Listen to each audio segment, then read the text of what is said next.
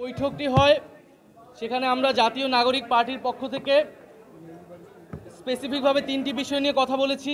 আমরা সরকারের যে প্রতিশ্রুতির সময় জুলাই ঘোষণাপত্র দেওয়ার কথা ছিল, আমরা সেটির অগ্রগতি সম্পর্কে জানতে চেয়েছি এবং 30 কার্য দিবসের মধ্যেই যাতে জুলাই ঘোষণাপত্রটি জারি করা হয় সে বিষয়ে আমরা জোর আহ্বান জানিয়েছি।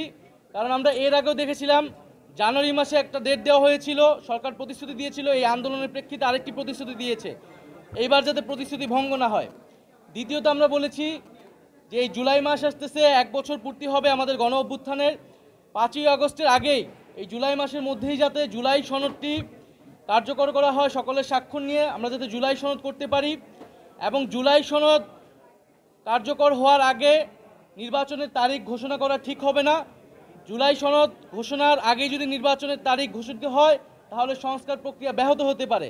তাই আমরা আহ্বান জানিয়েছি যে 16 বছর আমরা অপেক্ষা করেছি, 10 মাস অপেক্ষা করেছি, আমরা আরও 2 মাস অপেক্ষা করতে চাই এবং সরকারকে সময় দিতে চাই। সকল রাজনৈতিক দল মিলে এই 2 মাসের মধ্যে আমাদের যে জুলাই সনদ, যেখানে জনগণ তার ভবিষ্যৎ বাংলাদেশের রূপরেখা, শাসন ব্যবস্থা পরিবর্তনের মৌলিক সংস্কারের রূপরেখা দেখতে পারবে, সেই জুলাই সনদ হওয়ার পরে একই সাথে আমরা তখন নির্বাচনের তারিখটি যাতে সরকার ঘোষণা করে আমরা সেই দাবি জানিয়েছি। এবং জুলাই সনদ হওয়ার পরে আমরা আমাদের দলীয় মন্তব্য জানাবো যে কোন সময় নির্বাচন আমরা চাচ্ছি।